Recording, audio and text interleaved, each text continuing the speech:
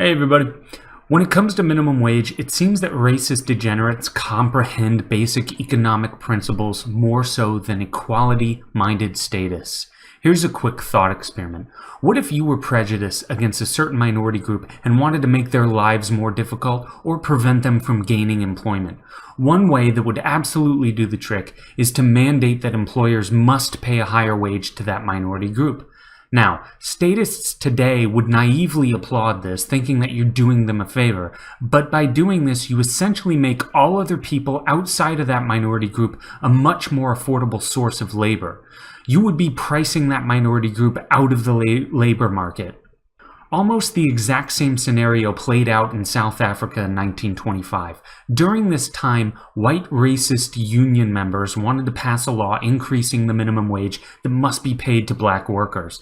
Now, it seems ironic that white supremacists would want to supposedly help black people by passing this minimum wage law, making it mandatory to pay black workers more, but it's illustrated by this quote from the openly racist Gert Beige, the secretary of the Building Workers Union. He said, "I support this minimum wage as the second best way of protecting our white artisans."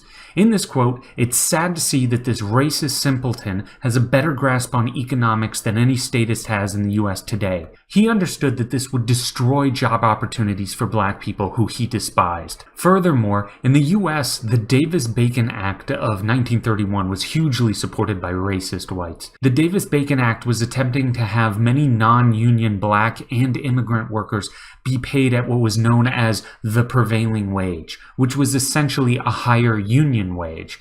And why did they support this, you might ask? Well, for the same reason that the racists in South Africa supported a higher minimum wage for black people. They understood that this would crush the less educated and lower skilled minorities in the job market.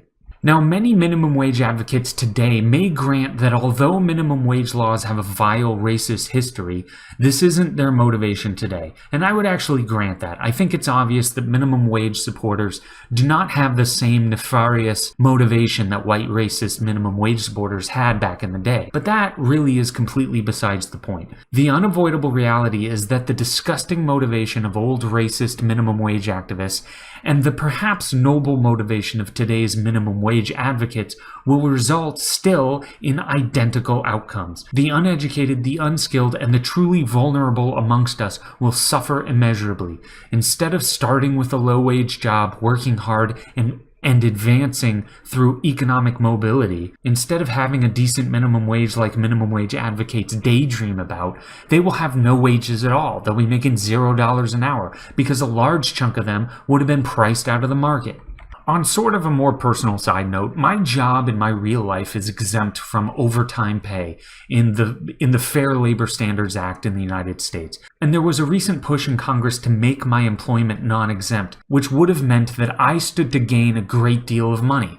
Oddly enough, however, I was one of the very few people at my place of employment that expressed worry over this, because I understood that if I was all of a sudden made into a significantly more expensive employee, my job could be in jeopardy. It's unfortunate that too many people have a very myopic, short-term, and short-sighted view of economics, which perfectly explains how so many people have been deluded into thinking that minimum wage will be some sort of paradise awakened and no unintended consequences will materialize. All right, that's it. I'm done. Bye.